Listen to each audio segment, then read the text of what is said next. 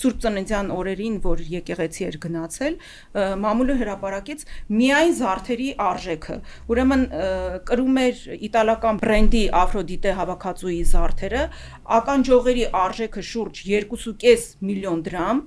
վզնոցինը 3.5 միլիոն դրամ, մատանու արժեքը շուրջ 2 միլիոն դրամ, այսինքն ընդհանուր իր այդ զարդերի արժեքը 8 միլիոն դրամ էր, այսինքն մեկ օրվա $20,000-ից ավել, մեկ օրվա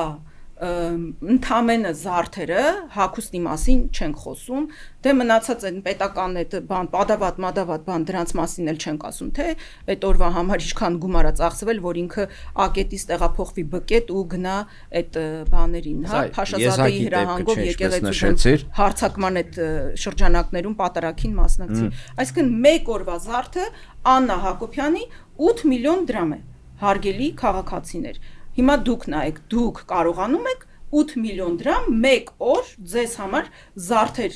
ունենաք եւ կրեք։